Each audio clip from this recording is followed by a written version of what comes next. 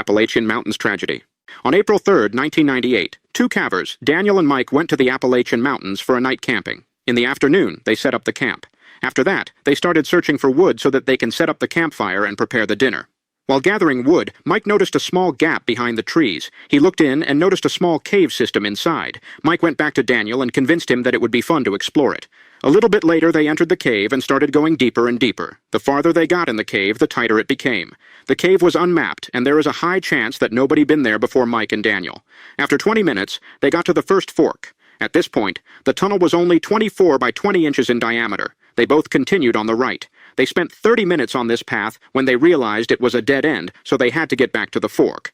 When they got there, the cavers decided to explore the left tunnel too. It took roughly 10 minutes to get to a second fork. Here, they decided to split up. Mike went to the left and Daniel went to the right. For Daniel, it took another 10 minutes to get to the end of the tunnel. He ended up in a pretty big 3 by 4 meters hall. This tunnel of the cave ended there, so Daniel started going back to the fork. He was at halfway when heard Mike screaming for help. Mike got trapped in a 90-degree descent hole. When Daniel got there, he tried to pull Mike back. He was trying for several minutes, but unfortunately couldn't free Mike. Daniel turned around and rushed to the exit of the cave to call for help. After 50 minutes, a rescue team arrived and entered the cave to save Mike. Daniel guided them to the tunnel where Mike got trapped, but he wasn't there. One of the rescuers lighted into the hole and saw Mike's dead body inside. He fell 4 meters and probably broke his neck or injured his head. His body remained there because, according to the rescuers, retrieving it was dangerous as this cave was unmapped, and no one knew what was down there in that hole.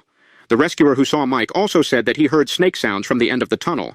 The mountain lion incident. It was August 16, 2006.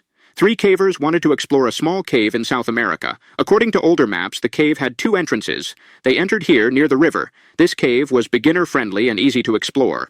After half an hour, Jacob, Michael, and John finally reached the first hall where they could stand up and rest for a while. In the hall, they saw 2 ways. According to the map, they should have gone left, which was a wider and safer tunnel. Michael wanted to follow the path, but Jacob started to argue with him. Jacob wanted to go right because he wanted to explore the unknown route. John tried to calm them down and convince Jacob about choosing the left way. Unfortunately, Jacob didn't listen to them. At this point, Michael turned around and left the cave. John decided to stay with Jacob just in case anything happens. Since the cave was in a relatively small mountain, they thought that the right route won't be so much longer than the left one. Sadly, they were wrong. The right way led to a 4 kilometers long cave system with many forks and tight places. While the left way measured 40 inches by 30 inches, the right way measured only 20 inches by 12 inches. They were trying to find the exit in the unknown cave for 2 hours when Jacob's flashlight died. John knew that they are in a huge trouble, since the map said going through the cave takes roughly 30 to 45 minutes. Jacob and John were in complete darkness, but they kept going because the tunnel led upwards. At this point, they were 150 meters away from the surface.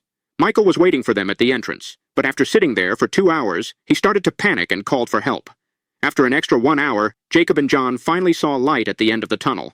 When they got there, Jacob noticed that the exit is extremely tight. It was shaped like an hourglass. He tried to get through, but he got stuck. After a few minutes, Jacob heard growling sounds. He encountered a mountain lion at the end of the tunnel. Meanwhile, the rescue team arrived to Michael. He showed the map to the cave experts, then the team split up into 2 groups. One entered the cave where the guys did. The second group went to the other entrance to increase the chances of finding Jacob and John. The mountain lion was trying to scare Jacob, then went away, but after a short amount of time it returned. It tried to attack him, but due to the tight tunnel, the mountain lion couldn't reach Jacob. This continued until the team finally found them. Jacob and John had a huge luck that the unknown tunnel's exit was only 40 meters away from the left way's exit. The rescue team heard the mountain lions growling and the boys screaming for help. Diving cave incident. It was June 17, 2013, when a group of cave divers were searching for a new, unknown location to explore in South Australia. After a few hours, they found a perfect cave not too far away from the mapped ones. It seemed to be ideal for diving. The cave had a large, open space which was lighted by the sunshine. This bright area continued in many smaller tunnels, but some of them were dark and very tight. They entered the cave at 11 a.m. and started exploring it. 2 of the cavers stayed at the bright part of the cave because they were unexperienced and wanted to stay away from the deeper sections. The remaining 4 members went deeper, tunnel by tunnel. After 15 minutes, they found a pretty wide tunnel and decided to go inside. The tunnel led to a small, dry room. It was a dead end, so they went back to the bright area. Their oxygen level was still high, so they went deeper to 70 meters. Here, the divers found a tight 25 by 20 inches, 72-degree descent tunnel. 3 of them entered and almost immediately disappeared. The 4th caver checked inside to make sure they are okay. The reason they disappeared is that this tunnel had a sharp curve at the entrance. The 4th diver went back to the surface where he found his mates taking a rest. They were waiting, but the remaining members didn't return. After roughly 40 minutes, they entered the cave again to search for their friends. The experienced diver guided the others to the tunnel where he saw them last time, but the tunnel wasn't there. It looked like the tunnel has collapsed. They swam back to the exit and called for help immediately. Unfortunately, it was already too late. The tunnel was filled with gravel and blocked the light. The three friends got trapped in a large room with no air. This room was also a dead end. Since the tunnel was the only source of light, they couldn't find the exit, and unfortunately drowned.